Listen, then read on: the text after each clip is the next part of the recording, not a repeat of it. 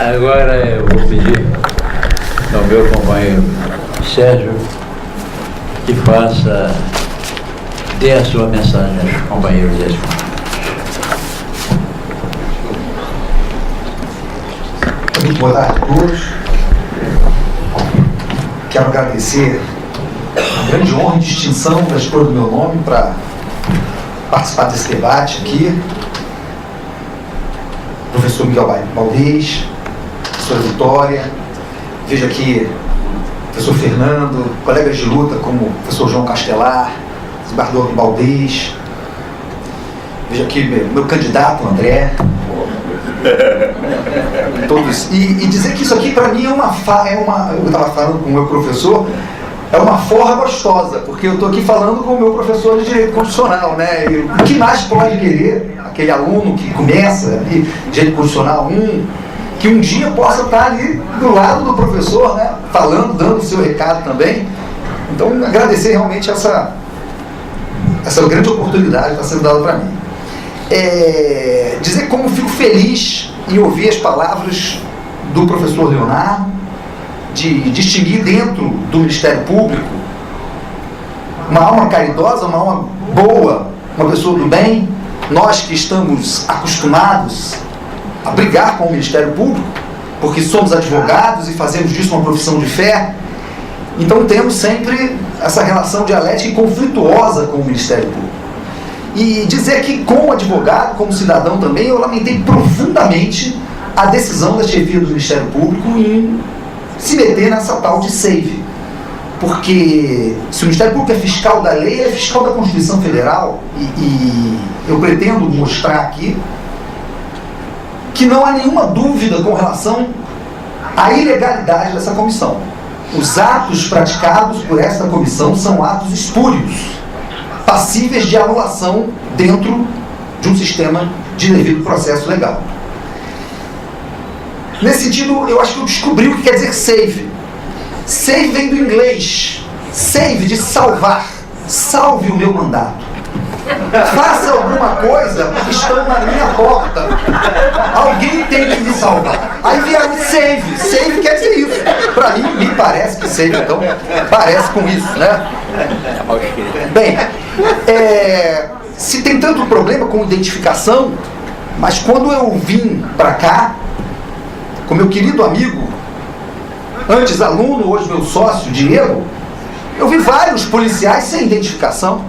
Eles colocam um colete à prova de balas que tampa a identificação deles. Então, parece que a coisa, precisa identificar os manifestantes, mas é necessário que os policiais não sejam identificáveis. Isso é uma coisa complicada. Estamos preocupados com a máscara, mas acho que a máscara que cai é a máscara de um direito politicamente neutro. Há bastante tempo, o Foucault invertia o teorema de Clausewitz para dizer que a política é a continuação da guerra por outros meios. Ora, se a política é a continuação da guerra por outros meios, o que é o direito, se não uma forma ritual de fazer a guerra? Isso já foi vislumbrado pelo grande Tobias Barreto, que dizia que quem se propuser a descobrir os fundamentos do direito de punir vai encontrar, se é que já não encontrou, o fundamento da guerra. E não precisamos ir a Tobias Barreto, podemos lembrar do nosso grande e saudoso professor Augusto Thompson, quando questionado qual era a diferença entre o criminoso político e o criminoso comum, ele fez: a diferença é que o criminoso comum não sabe que é um criminoso político. Então, para que aparece a SAVE? Ela aparece no momento em que ela vai mostrar que o poder punitivo está a serviço do poder político. Achar que o direito é neutro, crer numa teoria pura do direito, é uma forma de ideologia, é uma forma de obscurecer as relações de poder que estão imanentes dentro de uma sociedade. Pois bem, com relação à SAVE propriamente dita, né? Essa comissão. Primeiro, me parece que essa comissão está a violar um princípio fundamental, um princípio muito importante, que é o princípio do promotor natural. O promotor é parte, mas ele é fiscal da lei. Então não é dada a chefia do Ministério Público, a chefia ao governo do Estado, escolher um promotor para atuar numa causa. O promotor, ele tem que ter uma atribuição prévia. E a causa chegará para ele assim como a causa chega para o juiz. Se não se pode escolher um juiz para que não se possa obedecer a critérios políticos da causa, também não se pode escolher o promotor. E essa é uma prática que vem acontecendo, principalmente quando se fala de crime organizado, que também é algo extremamente politizado, também é aquilo que Zaffaroni já dizia, ser uma categorização frustrada, mas aquilo traz concretitude a poder punitivo. Então, o primeiro momento que eu gostaria de falar é que essa comissão ela está violando o princípio do promotor natural. Segundo, que o Código de Processo Penal não prevê a figura da Polícia Militar, nem mesmo do Ministério Público, na realização do inquérito policial. O inquérito policial ele é feito constitucionalmente pela Polícia Judiciária, é o que está na Constituição. Tudo bem,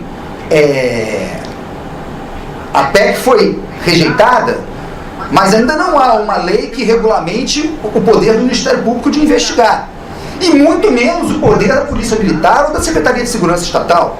Então, nesse sentido, os atos praticados por essa comissão são atos espúrios. Outra situação que pode ser magistralmente explicada pelo professor Adriano.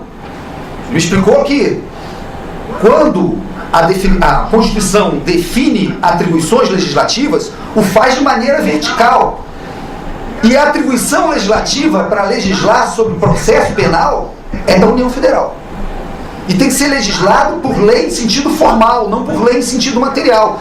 Se não pode uma lei estadual modificar o Código de Processo Penal para fazer um órgão para investigação criminal, muito menos um decreto do governador de estado. Então nós temos atos investigatórios espúrios. E qual é a consequência disso numa ação penal condenatória? Infelizmente, a doutrina atual e a jurisprudência entende que os vícios do inquérito policial não se estendem à ação penal, não contaminam a ação penal. Tudo poderá ser recebido pelo Ministério Público como uma peça de informação e que, se formular a opinião delicti, no sentido de que existe fundamento por uma ação penal, que a gente chama de justa causa, começar a ação penal, caso o juiz de direito entenda presentes esses requisitos mínimos. Mas existem algumas provas que não são repetidas no processo, e essas provas, se presididas por essa comissão, como por exemplo, oitivas ou perícias, serão provas que vão anular, sim, eventual sentença que trate, que se fundamente nesse tipo de prova. Nesse sentido, haverá, sim, a contaminação da ação penal com a prova espúria, a prova ilegítima e ilegal produzida pela Comissão Especial de Investigação. Bem, existe também uma decisão de um juízo criminal que não pode ser isenta de críticas, ainda que protegida pelo sigilo judicial. E eu realmente não consegui entender por que esse processo é sigiloso, porque nós temos algumas situações em que o sigilo ele vem pela lei. A lei diz que no processo de família o processo é sigiloso. A lei diz agora que no crime contra a dignidade sexual o processo é sigiloso. A lei garante sigilo bancário, a lei garante sigilo com relação a aspectos tributários. Mas eu não sei com base em que lei foi determinada uma medida cautelar que, na verdade, professor Leonardo, essa medida cautelar ela está praticamente a legislar e legitimar a detenção para averiguação. Porque se diz que uma pessoa que saia mascarada na rua poderá ser detida e levada para a delegacia policial para que seja identificada. É lógico, se houver motivo para identificar uma pessoa, essa pessoa é obrigada a se identificar, isso está lá na lei de contravenções penais. Agora, sem motivo nenhum, a pessoa não é obrigada a se identificar. E muito pior, não se quer simplesmente que essa pessoa mostre a carteira, ela tem que ser submetida ao constrangimento de ser levada a uma delegacia de polícia, mesmo que não tenha cometido crime. E olha aí as chamadas penas processuais. Isso já não é uma pena? Isso já é uma forma de humilhar e de constranger a pessoa? E a ideia é que essa pessoa pode voltar para a sua manifestação, mas se colocar a máscara, vai ser levada de novo. Isso é uma forma de desmobilizar e de impedir a manifestação. Eu estou lendo um livro muito interessante chamado O Holocausto Brasileiro. Esse livro é um livro terrível que mostra como 60 mil pessoas perderam a vida no hospital da colônia, uma colônia psiquiátrica que existia na cidade de Barbacena. E em determinado momento eu li que o psiquiatra Ronaldo Simões, ele que era um funcionário público, ele fez um comentário na Assembleia Legislativa que lhe custou o cargo. Disse ele, e aí eu vou pedir Vênia aqui para falar uma palavra chula: naquele lugar você pode andar nu e pode comer bosta, mas você não pode de maneira nenhuma protestar. Me parece que a ideia é exatamente essa.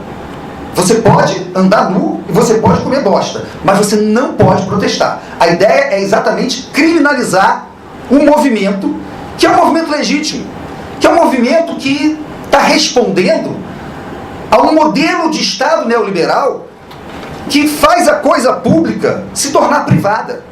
Olhem a saúde, olhem a educação, olha o nosso Maracanã, que a gente não pode mais ir no Maracanã, que agora o ingresso foi entregue ao Odebrecht. Então tem uma hora que a pessoa não vai aguentar isso. Tem uma hora em que o povo vai para a rua.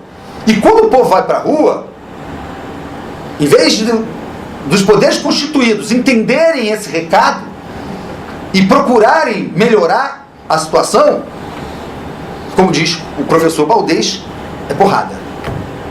Então, aí eu vou me lembrar mais uma vez das lições do professor Pilate, quando um dia entrou em sala de aula, já ia ali final dos anos 80, estava saindo do disco do Titãs, e ele falou: eu quero saber quem quer manter a ordem e quem quer criar desordem.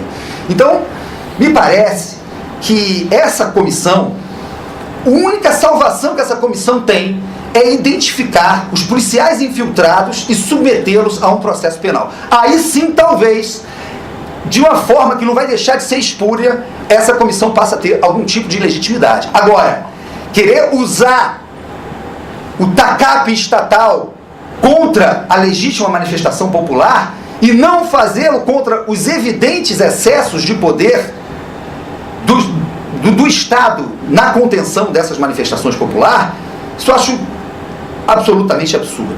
Bem, com relação à decisão da 27ª Vara Criminal, que legitimou a detenção arbitrária. Primeiro, uma corrente importante dos processualistas penais entende que não é possível medida cautelar inominada em matéria penal. Juiz penal não tem poder geral de cautela, porque aqui nós estamos trabalhando com uma economia cuja moeda é sofrimento humano. Aqui estão sendo suprimidos direitos individuais, de vez em quando, que podem levar até a supressão do próprio direito à vida. Então aqui o princípio é da legalidade. Para que exista qualquer tipo de medida cautelar penal, aonde você não tem culpa formada, é necessário que exista uma previsão legal. Nesse sentido, o juiz criminal não tem poder geral de cautela. E essa decisão foi data vênia, uma decisão que não tem nenhum amparo legal. Importante observar também que uma medida cautelar requer os pressupostos da medida cautelar. E no caso, os pressupostos da medida cautelar em matéria penal, nós todos conhecemos, são o perigo in mora, o perigo na demora de se esperar uma sentença de mérito, e o fumus commissis delictis, ou seja, a fumaça de que realmente pode ter existido algum delito. Só que andar mascarado não é crime. Então, na verdade, não existe nem um pressuposto para que essa decisão fosse prolatada. Bem, então, a mim parece que os atos praticados pela comissão de investigação de atos de vandalismo são atos espúrios, suscetíveis a contaminar eventual persecução penal com a sanção da nulidade, e que também essa decisão, que queira Deus que seja submetida a uma sentença de mérito mais razoável, ou a possibilidade de um duplo grau de jurisdição chegar ao Tribunal de Justiça, e que saberá, sem dúvida nenhuma, impedir que esse tipo de abuso continue a existir.